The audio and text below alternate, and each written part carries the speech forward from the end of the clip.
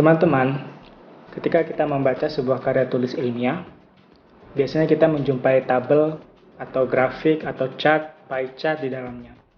Kemampuan orang dalam menyajikan tabel atau grafik ini, terutama dalam menjelaskannya itu berbeda-beda.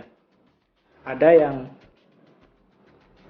hanya dengan satu tabel bisa menulis sampai 2 lembar atau 3 lembar. Ada juga yang hanya singkat-singkat saja. Satu tabel kemudian berisi satu paragraf atau 2 paragraf.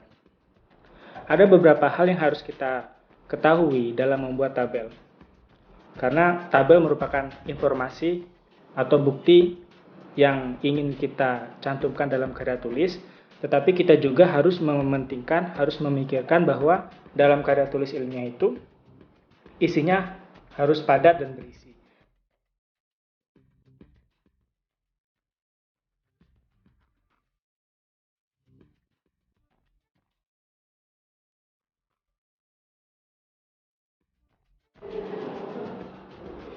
Nah, mengapa kemampuan mendeskripsikan tabel itu penting? Itu yang pertama untuk memperjelas dan meringkas data, informasi lebih cepat ditangkap oleh pembaca, dan penulis cukup menjelaskan hal-hal yang penting yang belum terdapat di tabel. Jadi dengan adanya tabel, itu pembaca ketika membaca karya tulisnya langsung tertuju pada tabel dan grafik itu dengan tambah-tambahan dari teks yang sudah kita tuliskan. Jadi karena gambar lebih cepat ditangkap oleh pembaca.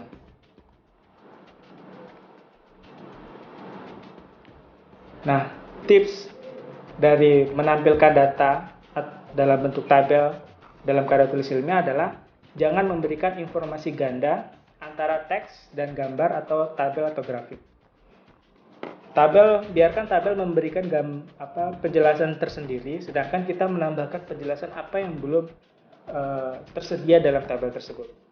Sebagai contoh, kita lihat di sini ada sebuah tabel data ukuran sepatu siswa kelas 9C.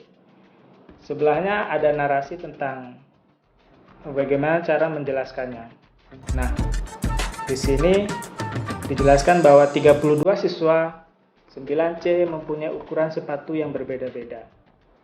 Dimulai dari siswa perempuan yang mempunyai ukuran sepatu 37, ada 1 orang, sedangkan siswa laki-laki tidak ada. Siswa laki-laki yang mempunyai ukuran sepatu 38 ada 1 anak, sedangkan siswa perempuan ada 3 anak. Siswa laki-laki yang mempunyai ukuran sepatu 39 ada 1 anak, sedangkan siswa perempuan ada 7 anak. Siswa laki-laki yang punya ukuran sepatu 40 tidak ada, sedangkan siswa perempuan ada 8 anak.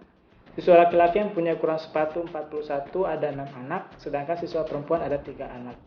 Siswa laki-laki yang punya ukuran sepatu 43. Kita perhatikan ya.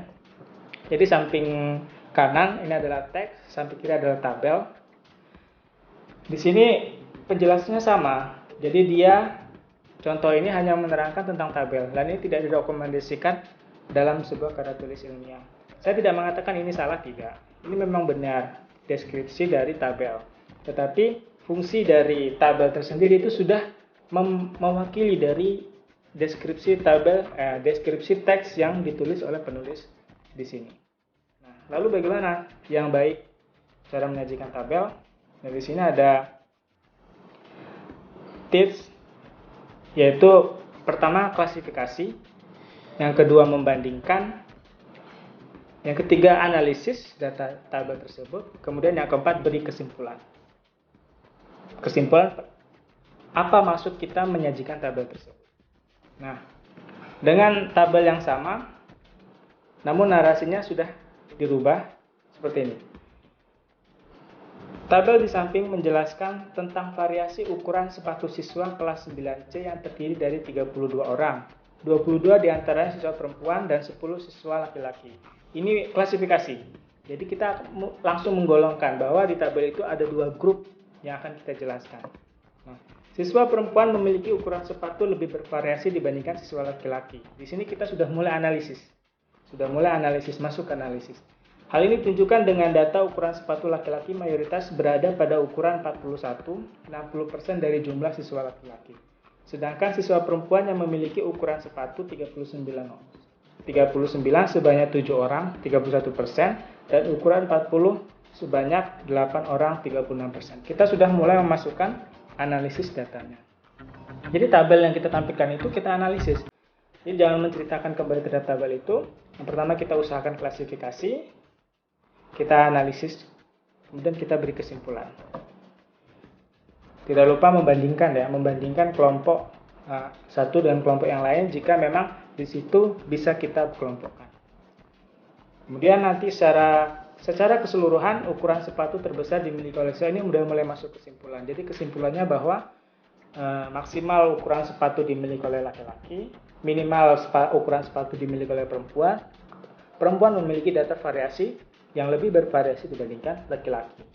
Nah, ini tabelnya mencantumkan seperti itu. Kemudian, bagaimana cara menampilkan grafik? Di sini ada grafik. Kita bisa klasifikasi dalam bentuk periode, karena ini adalah grafik dalam bentuk time series. Kita bisa potong dari 95 ke 2003. Kemudian kita lihat ada data yang sangat menonjol di sini, yaitu pada tahun 97 di mana produksi jagung mengalami penurunan secara drastis. Kemudian periode 2003 sampai 2012 secara tren mengalami kenaikan, namun mengalami fluktuasi juga. Nah, itu kita jelaskan. Jadi kita tidak menjelaskan tahun per tahun. Nah, itu akan menyebabkan double informasi. Grafik yang selanjutnya juga begitu. Jadi ada tren penurunan produksi. Nah, di sini kedelai. Nah, kita lihat mana yang bisa kita klasifikasikan. Karena dalam bentuk time series, kita bisa potong tahunnya dari 95 misalnya ke 2003. Dari 2002 ke 2008 ini sedikit lebih stabil. Kemudian terjadi penurunan lagi setelah tahun 2008. Nah, ini cara kita untuk menjelaskan. Kemudian setelah kita klasifikasi, kita berikan analisis datanya tentang bahwa di tahun 2002 terjadi penurunan yang sangat tajam, melampaui penurunan yang terjadi sejak tahun 95, misalnya begitu. Jadi kemudian kita simpulkan bahwa trennya adalah negatif, cenderung mengalami penurunan dari tahun ke tahun. Menulis itu adalah sebuah bakat, bukan sebuah pengetahuan. Meskipun kita sudah sama-sama tahu tentang pengetahuan bagaimana cara menulis, belum tentu kita memang jago. Belum tentu kita jago dalam menulis. Karena itu, menulis perlu dilatih. Tiap hari harus menulis. Sampai jumpa di video berikutnya.